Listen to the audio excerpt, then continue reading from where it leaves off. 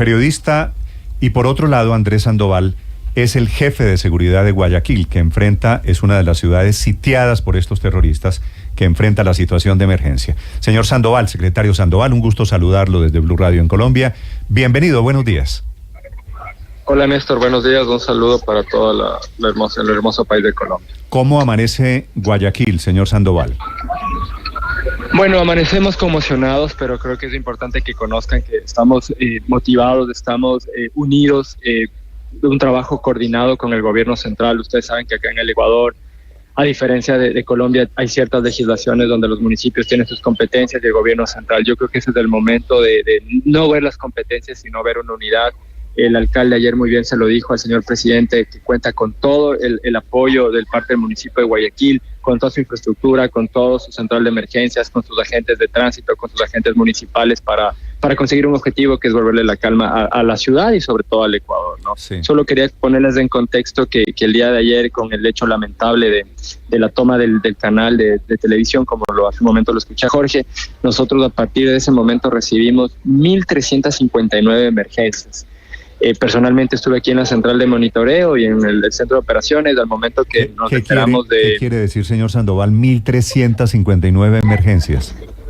El momento que justamente se estaban tomando el canal, tuvimos una amenaza de bomba en más de 5 centros comerciales. A la par también supimos que se habían tomado 5 hospitales, entonces fueron momentos de mucha tensión y sobre todo hay de coordinación, porque inmediatamente como recibíamos esas emergencias nosotros, tanto con el apoyo de Fuerzas Armadas y Policía Nacional, se buscó retomar los hospitales y hacer todo el procedimiento que fue de conocimiento público e internacional, el tema del canal de TC Televisión, ¿no? Sí. Lamentablemente tengo que comentarles que hasta la fecha de hoy hay 11 fallecidos, de los cuales uno es un funcionario municipal que estaba prestando estaba haciendo su trabajo y fue abatido porque fue confundido con un miembro de seguridad pública. Sí. ¿Y esas bombas que alertaron existían efectivamente? ¿Había terrorismo contra centros comerciales y hospitales?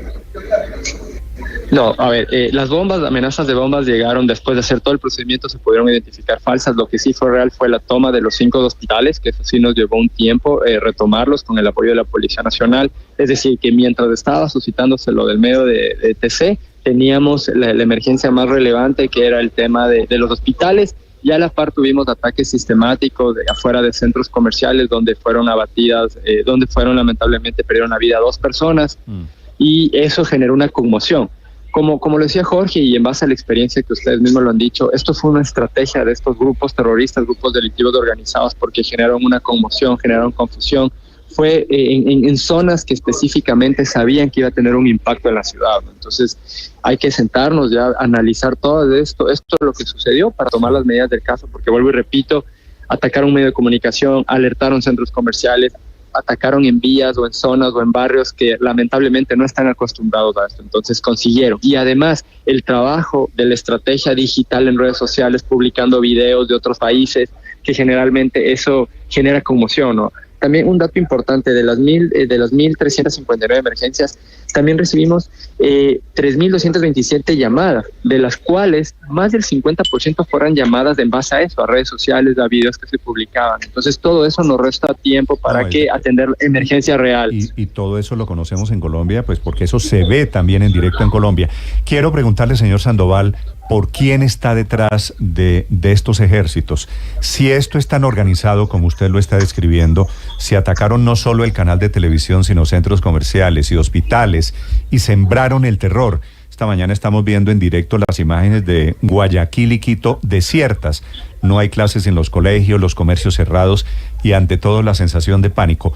¿Quién está detrás? ¿Quién es el personaje que dirige estos ejércitos ilegales? Bueno, como ustedes conocen, aquí en el Ecuador, sobre todo en Guayaquil, hay más de 7 grupos delictivos organizados. Entonces aquí la Policía de Orden Público y las Fuerzas Armadas lo tienen plenamente identificadas.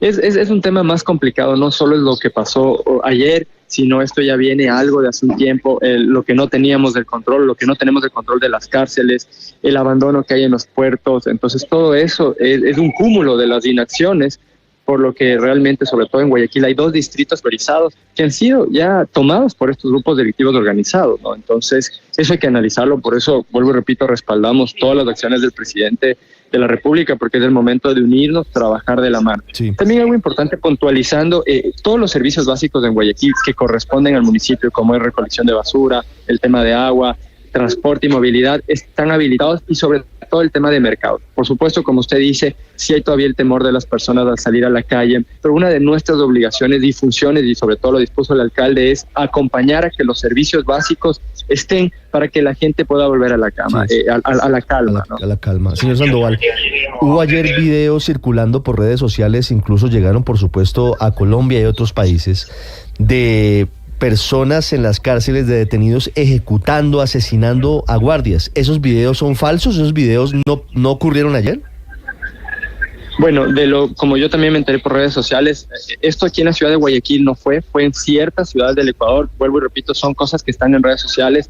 No soy la persona encargada para confirmar si es real o falso, pero por supuesto es conocimiento público que se vieron esos videos donde ejecutaban a guías penitenciarios.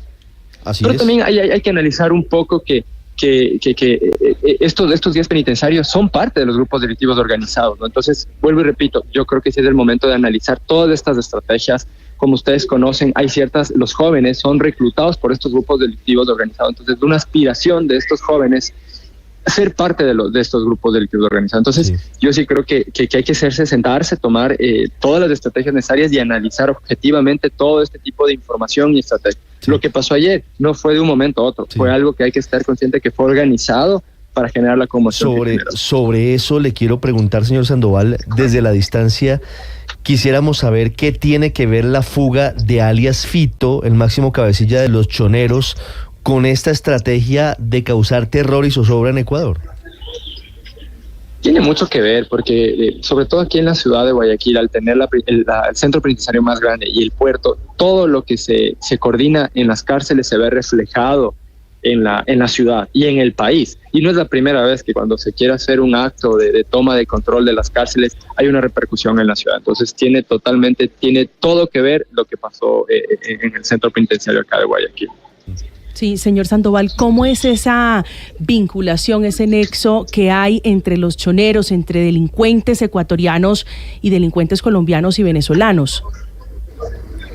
Bueno, como ustedes conocen, lo que se está trabajando acá no solo son líneas con Venezuela y Colombia, también hay con los carteles mexicanos. Entonces es toda una estructura transnacional, hay toda una metodología, hay una narcocultura que aquí en el Ecuador y sobre todo en Guayaquil se ha visto que se está posicionando. Entonces ahí es importante y claro, en medio de este dolor, una de las estrategias que nosotros como municipio desde la parte de la reconstrucción del tejido social estamos enfatizando, porque si todos estos jóvenes son reclutados en estos grupos es porque lamentablemente no tienen una oportunidad, no tienen un tema de trabajo, ¿no? Entonces yo sé que no son acciones rápidas, no son a medianas y a largo, pero creo que esa es la mejor manera, vuelvo y repito, desde las competencias, aportar a todo este plan de seguridad. Sí. Señor Sandoval, ¿en qué momento Ecuador terminó en manos o por lo menos bajo amenaza de tal cantidad de grupos criminales? Estamos leyendo por lo menos 10 grupos distintos que hoy amenazan a la seguridad de los ecuatorianos y que están dentro del decreto y las normas que anuncia el gobierno nacional, el gobierno del Ecuador. ¿Por qué se produjo este deterioro y esta proliferación de bandas delincuenciales en Ecuador? Creo que ha sido un cúmulo de toda de la parte legislativa, de la parte de las inacciones de ciertas funciones del Estado. Solo les voy a hacer un comparativo en lo que es en Guayaquil. Si hacemos un análisis del incremento de muertes violentas versus 2022 versus 2023, aquí en Guayaquil incrementaron en 62%. Hay un crecimiento de más del 400% en extorsiones, en detonaciones fuera de edificaciones. Entonces, esto no es algo de ahora, esto es algo que ha venido haciendo ciertas inacciones de varios años y sobre todo, creo que todos conocemos el no tener el control de los centros penitenciarios. Creo que eso es el peor error o lo que realmente están más seguros en las cárceles y pueden operar, pueden tomar todas las decisiones y cuidados por el Estado en las cárceles. Entonces, es un cúmulo de inacciones que yo creo que después de todo esto, hay que ver lo positivo y recomenzar a reconstruir las partes legislativas, que la consulta sea la acorde para que cambie realmente el país, ¿no? Pero yo creo que sí hay que diferenciar acciones a corto, a mediano y a largo plazo. Sí, Andrés, son comparables, fíjese que están haciendo la comparación con El Salvador. ¿Usted cree que el caso de Ecuador es comparable a El Salvador frente a lo que está ocurriendo con bandas criminales, con pandillas, en general con crimen organizado? Por supuesto, o sea, vuelvo y repito, no solo con El Salvador. Aquí hay la narcocultura, tanto de las estructuras que lamentablemente ustedes hace mucho tiempo vivieron en México. Entonces, aquí hay unas estructuras que son organizadas, o sea, son muy bien organizadas, tienen sistemas de comunicación, tienen ataques sistemáticos, tienen captadas a funciones del Estado. Entonces, todo eso no lo digo yo, es decir, ustedes lo han conocido por los muchos casos a nivel internacionales que se han publicitado, ¿no? Entonces, yo creo que es el momento de sentarnos y volver como país, como ciudad, todos a arrimar al mismo lado. Es el momento de que la parte política, los celos y todos trabajen desorganizadamente. En ese cúmulo de cosas que se comienzan a sumar, quiere preguntarle, por un lado, ¿cómo está jugando la dolarización, que ha facilitado el lavado de activos? Hoy por hoy, Ecuador es un hub regional de blanqueo de dineros del narcotráfico. ¿Puede usted comentarnos algo al respecto?